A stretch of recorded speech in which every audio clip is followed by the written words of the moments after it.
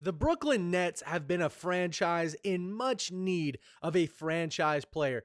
To be honest, looking at the last 15 years, they haven't really had one. Some could argue Kevin Durant as a franchise piece, absolutely. But by the time Kevin Durant got there, he was already in his mid 30s, coming off of an Achilles injury. So, not really much to write about for your future. And then look how the KD era ended. He gets traded to Phoenix. This Nets team has really not had that many top tier draft picks in the 2000s. Let's take a look at this organization as a whole. For starters, the Nets since 2000 are 938 and 1173. Just 44% win percentage. That's the 26th worst record in the NBA throughout the 21st century. Not to mention, they have hired and fired 16 different coaches throughout this era. I believe that's the third or fourth most in the NBA throughout the 21st century. This organization has gone from top to bottom over and over, trying to recycle and reload to be competitive, I guess, trying to win championships. A lot of these moves, I don't really blame the Nets for, but I think overall what they need to try to do now is find a franchise player that will put them in not necessarily championship contention next season, but the next 4 or 5 years, the Nets can build a young core of their own. So let's talk about some of these disastrous decisions that the Nets have made over at probably the last 15 or so years. For starters, let's talk about the eras, right? Jason Kidd was, in my opinion, the last real franchise player for the Nets. He led them on that legendary 2002 2003 finals run. They run into Kobe and Shaq. So that's not going to work out for most people. There were some other cool players on that team, Richard Jefferson, Kenyon Martin as well. I liked that Nets lineup, but it ended up not lasting because, quite frankly, the roster got too expensive. Richard Jefferson moved on. Kenyon Martin moved on. Jason Kidd ended up going to win a finals with the Dallas Mavericks in 2010. They moved on to the Vince Carter era. Now, I think there was a little crossover between the two, but Vince Carter then became, I guess, the franchise player. And that era did not last very long at all. Vince Carter kind of ran out of his prime, and I believe he also ended up moving on to the Dallas Mavericks to win an NBA championship, or maybe that was the year after. I'd have to go back and look at that. But those eras ended in pretty bad, well, not bad, but ended poorly, I would say. And then, of course, the Darren Williams, Joe Johnson, Kevin Garnett, Paul Pierce era began. All of these picks were traded, and we'll talk about that in just a moment, for all of these aging superstars, and that was an absolute dumpster fire. Next, the Kevin Durant, James Harden, Kyrie era. We just saw the end of that one a couple seasons ago with the Nets finally moving off the last piece of that deal.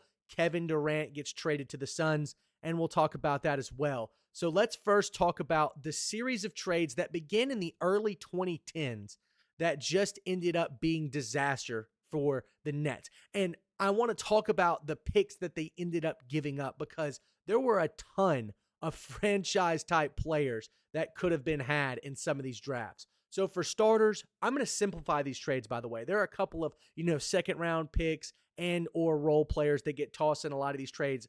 I'm going to remove those from the conversation. I'm going to talk about the star that was traded and typically the first round picks that move with that as well. So first off, they trade Portland for Gerald Wallace, who at the time was coming off an all-star season in 2010 with the Charlotte Hornets. He ended up moving to Portland, I believe, the very next season, and the Nets traded for him. He had a pretty disappointing career in Portland, if I remember correctly, and the Nets were looking to kind of revitalize him to those Charlotte days. Did not end up working out, and the first round pick that they traded for Gerald Wallace ended up being the 6th overall pick in the 2012 NBA draft, and that was Damian Lillard. So the Portland Trailblazers can thank every Dame buzzer beater for them to the Brooklyn Nets, quite frankly, because they just handed over that pick for a guy who ended up not panning out for the Nets at all. Now we talk about a couple more disaster trades throughout this era. The Atlanta Hawks traded away Joe Johnson to the Nets for what ended up just being two pick swaps and a 2013 first round pick. That 2013, or I'm sorry, the 2015 first round draft pick ended up being a pick swap one for the Hawks and the Nets. The Nets ended up, I believe, with the 12th or 13th pick in that draft, and they ended up having to swap it to the Hawks for the 25th or 26th pick in the draft, and it ended up being a disaster. The Nets did not draft anybody of note. Meanwhile, there were a few guys in that 2013 draft, I believe like Giannis, that was drafted around that time. So big miss out opportunity for the Nets there as well. You know, trading for Joe Johnson, I understand the move, pairing him with Wallace, Darren Williams, and then eventually Kevin Garnett and Paul Pierce, trying to make an older super team. Makes sense. That was the era, right? You have LeBron, Dwayne Wade, you've got Kobe, Steve Nash, Dwight Howard, Pau Gasol, and then, of course, you've got the Warriors beginning to build their own super team during this era as well. But the Warriors did it right. They built it through the draft. The Nets, the Lakers, they did it poorly because they tried to trade for a bunch of hodgepodge stars to try to make it work, and it did not. Speaking of hodgepodge stars and terrible trades, here it is. The Nets traded 2014, 2016, and 2018 first-round picks and a 2017 pick swap for KG and Paul Pierce. That pick swap ended up going to the number one overall pick in 2017. That ended up being Markelle Fultz. There were a ton of other notable players in that draft, like Jason Tatum, who went just a couple picks later to the Boston Celtics. The number 3 pick ended up being Jaylen Brown. Meanwhile, the number 8 pick in the 2018 draft, they could have drafted SGA there because I believe SGA ended up going 10 or 11 to the Charlotte Hornets, who ended up trading him to the Los Angeles Clippers. But I digress. What a disaster for the Nets. I believe the only thing they got out of the KG Paul Pierce era was a single playoff appearance where they were swept by the Miami Heat in 4 games, I believe, in the first round. So miserable trade for the Nets. Then we get into the next era, the Kevin Durant, Kyrie Irving, James Harden era. And the specific trade that was made here was the James Harden trade. Kevin Durant, I believe, signed. It ended up the Nets had to cough up a first-round pick.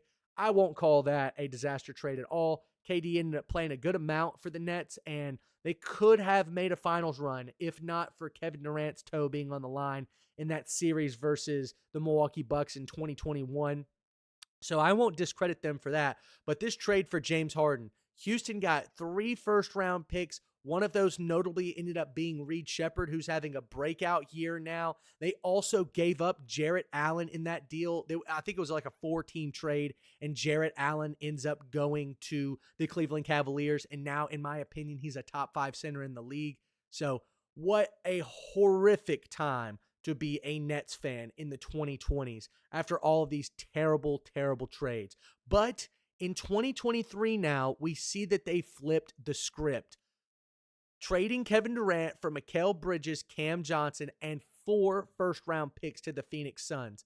That was a brilliant trade, in my opinion. And then they turned that around just last season and traded Mikal Bridges for 5 first-round picks and a pick swap. They have 9 first-round picks starting in last year's draft in 2025, but going all the way up into 2028 as well. I loved these trades. And then last but certainly not least, over the offseason, they flipped Cam Johnson for Michael Porter Jr. and a first-round pick. They now have another first-round pick in 2030. They drafted 4 first-round picks in 2025. The most notable of that is Igor Demon from, I believe, BYU. He is a pretty good shooter, but has been fairly disappointing so far this season. It seems that they're going to be moving on from Cam Thomas, and because right now he's on a qualifying offer, the Nets have not offered him a full extension to his liking, so he's yet to sign there. My question is, where will the Nets go from here? In my opinion, they must get a top 5 pick in this next year's draft. They have a 4-16 record. They have the 4th best odds at the number 1 pick right now, and they own their own pick for the first time in I don't know when in a draft that they'll be relevant in, as well as a draft that has plenty of relevant talent. This draft class is stacked and loaded, teeming with talent. I'm so excited to see where the Nets end up going.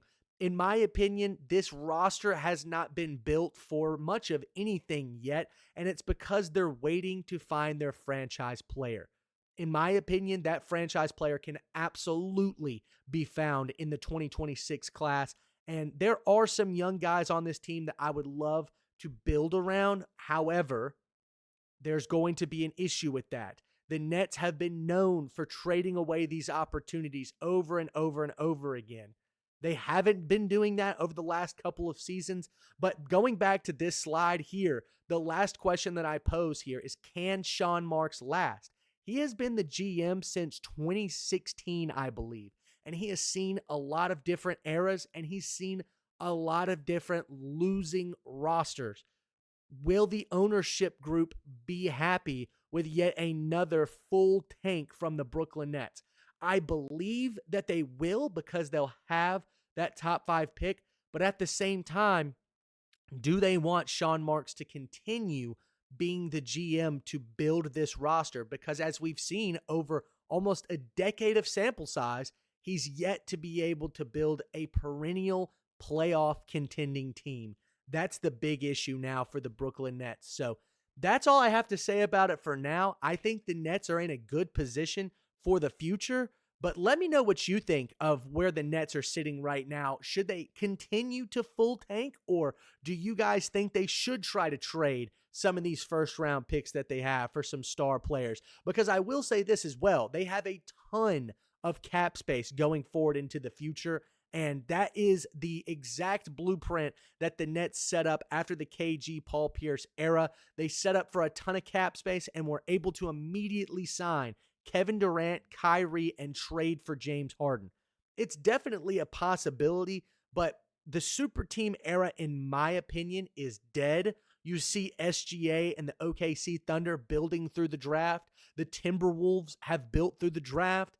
The one team that I could say that has kind of defied that is the Los Angeles Lakers, but they're the Los Angeles Lakers. They've done this time and time again. The Nets really have no real experience with building a successful super team. So that being said, I think the Nets are in a position to succeed for the future, but they desperately need that top 5 pick. Thank you guys all so much for watching, and we will see you next time. Make sure to like, comment, subscribe. It's much appreciated. Thanks again for watching. See you next time.